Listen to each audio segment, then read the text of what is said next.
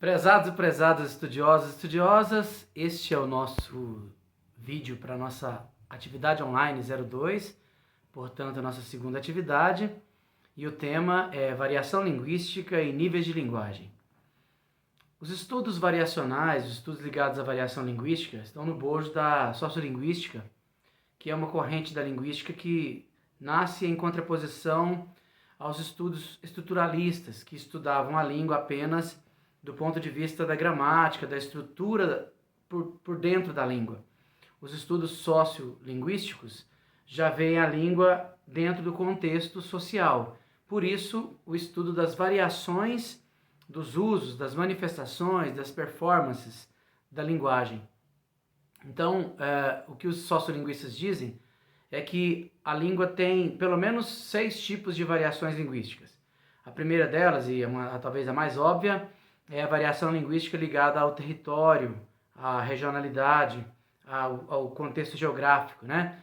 Se você pegar os nomes que eles dão, os estudiosos chamam de dialeto nordestino, por exemplo, o jeito de falar português lá do Nordeste e das regiões ali próximas, né? Você tem o jeito nortista, que é uma variação, então, dialeto nortista. A variação dialetal carioca, né, que é o carioquês, que a gente brinca. Tem a variação dialetal caipira, tão claramente mostrada nas músicas sertanejas de música assim, caipira, música raiz, né? Tem gente que gosta muito, tem belas histórias, né? E o jeito de cantar é um jeito específico daquela forma cultural e de uso da linguagem que nós chamamos de dialeto caipira. Inclusive os cantores caipiras preferem ser chamados de cantores caipiras do que cantores sertanejos. Há uma luta aí nesse sentido, né? Eles defendem serem chamados de cantores caipiras. Nós temos então o dialeto sulista, lá do Rio Grande do Sul, aquela região ali de Santa Catarina, Curitiba. Alguém poderia dizer, tá, mas eles falam diferentes uns dos outros ali no sul. Sim, mas se nós pegarmos a diferença entre eles, todos eles, e o Nordeste, há uma marca muito maior. Por isso, a separação, a tentativa de delimitar os dialetos que são as sublínguas dentro da língua maior, que é essa língua portuguesa. Em verdade, a língua portuguesa é um nome apenas, né? É uma invenção de um nome, porque se nós formos em Portugal, nós vamos encontrar a língua portuguesa de Portugal. Moçambique, a língua portuguesa de Moçambique. Timor-Leste, a língua portuguesa de Timor-Leste. E assim, no Brasil, nós temos várias faces dessa mesma língua, a nossa língua é multifacetada. E então a variação regional é isso, né? Cada região do Brasil faz um recorte de vocabulário, de sonoridade, né? Não é só o som da palavra, né? Bom dia, né? Essa diferença entre sul e sul, né? Vocês e vocês, né? Que é o pessoal do Rio Grande do Rio de Janeiro, né? Vocês colocam um X em tudo, né? Baixinhos, né? Show da Xuxa. Então, assim, tem mais que isso, tem um vocabulário que se usa num lugar, que não se usa no outro, um repertório, né, muito grande. Também a velocidade da fala, tem todas essas marcas específicas da variação linguística. A outra variação tem a ver com o que os estudiosos chamam de variação de nível social. Antigamente a gente estudava a pirâmide social, né, classe alta, classe média, classe baixa. O que se diz nos estudos é que quanto mais acesso a bens culturais como livro, teatro, cinema, escolas boas, aulas particulares, aulas de diversos idiomas, aulas ligadas à cultura, à música, às artes, tudo isso vai impregnar na pessoa uma forma de manifestação da linguagem também diferente. E ela tende a nivelar a linguagem falada o mais próximo possível daquilo que seria a formalidade, até porque ela vai participar de contextos formais muito mais do que outra pessoa que, por exemplo, viveria ali na classe média ou na periferia. Os bens culturais que um tem acesso não são os mesmos bens culturais que outros têm, e essas relações sociais, os bens culturais, geram formas de uso da língua para entrar em acordo com esses contextos socioculturais. É isso que os estudiosos dizem. Outro Outra variação que eles também chamam é a variação histórica, né, que tem a ver com o modo como a língua se manifestava há 50 anos e hoje, por exemplo. Se nós pensarmos quantos são os termos ligados à tecnologia, né, que entraram na nossa língua, né? Link, por exemplo, WhatsApp, plugar, linkar, deletar, né? Então, assim, são palavras típicas dessa tecnologia informacional, da tecnologia da informação, do mundo globalizado e que entraram na nossa língua de maneira assim, com muita força, com muita frequência. E nós vamos falando isso sem sentir, sobretudo porque a TV, a internet, o rádio vão nivelando, vai nivelando, né, o nível de uso da linguagem, as formas de uso da linguagem, e a língua vai se tornando meio que uma coisa mais homogênea em determinados tipos de vocabulário. Então, a língua histórica é essa, né? Você tem um recorte histórico temporal, na época que o Machado de Assis escrevia em português, não é como hoje, né? Então, nós temos uma língua diferente nessa mudança do tempo. Outra variação, essa já foi a terceira, né? Outra variação é a variação etária, né?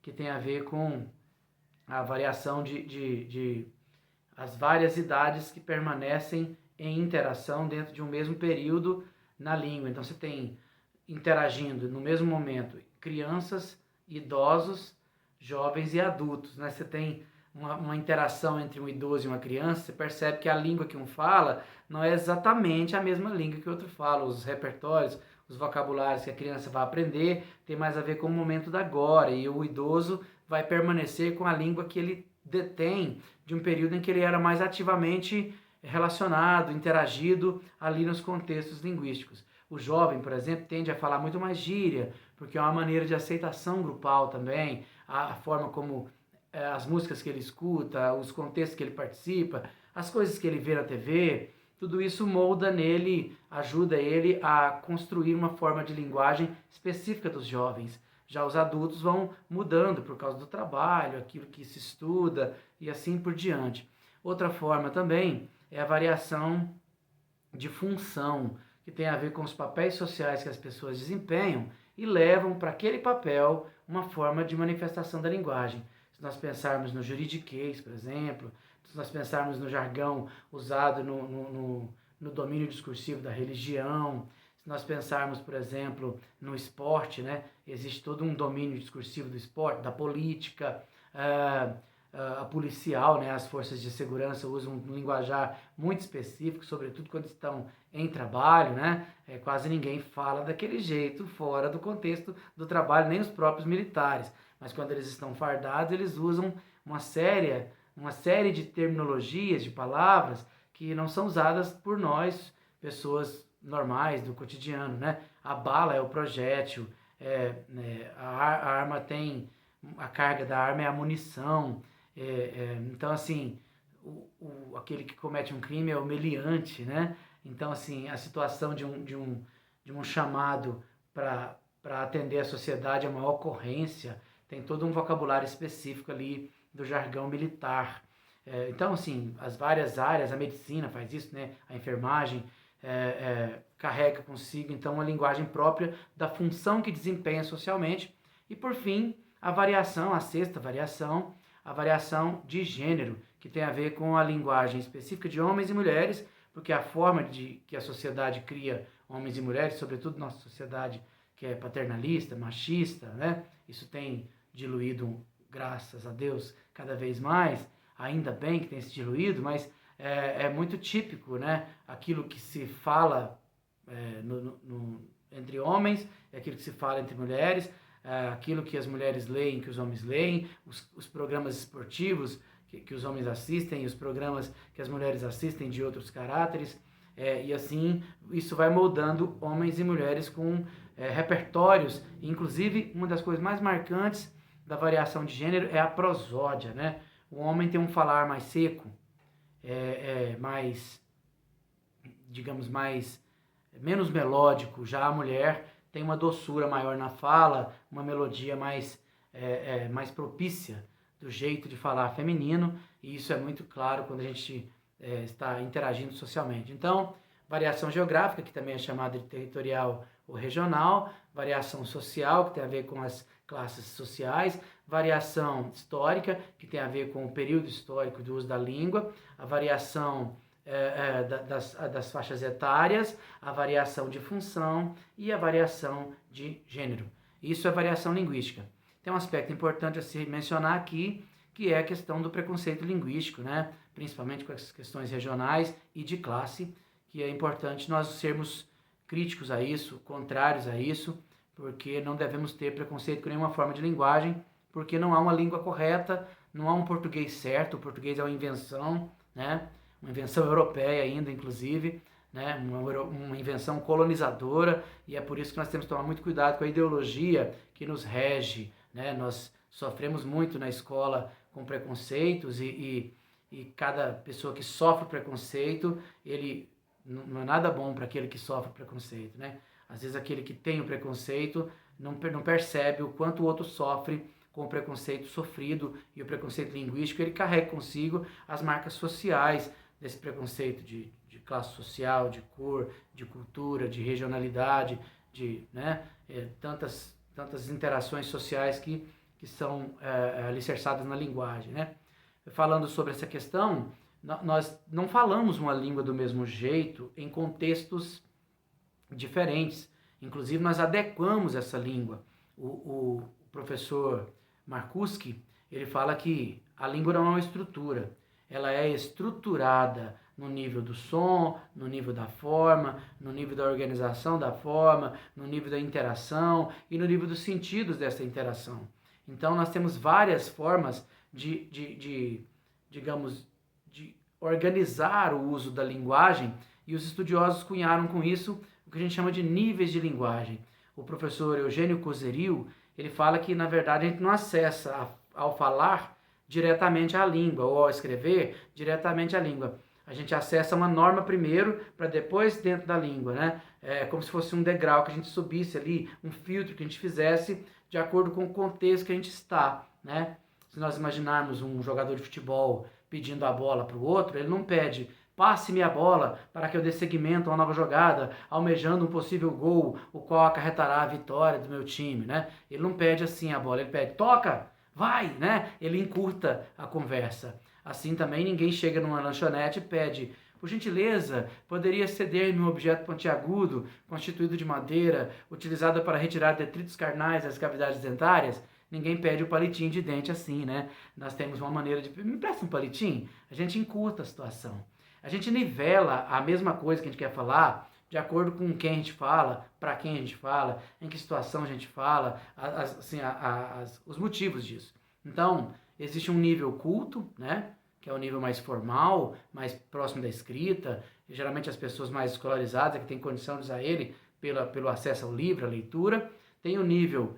lá na outra ponta tem o nível popular, que é o extremo oposto, né? Que é o nível mais, assim, com expressões de xingamentos, expressões sexualizantes, expressões até pornográficas, expressões, assim, que fogem demais de uma formalidade. Então, a pessoa está no extremo da informalidade do uso da língua, a gente chama de nível popular. E no meio, a gente tem o nível familiar ou coloquial, que é esse nível nosso do dia a dia, de uso do dia a dia, em que a gente consegue interagir com a pessoa mais intelectualizada e com a menos intelectualizada, e todo mundo se entende por causa do coloquialismo. É um nível de linguagem que aceita uma relativa situação gramatical fora do padrão, mas a gente consegue ver isso nas mais diversas pessoas. O mais intelectual e o menos intelectual usam a coloquialidade no seu dia a dia de maneira bem tranquila, e já é sabido que ninguém fala como escreve, ninguém escreve como fala, porque são registros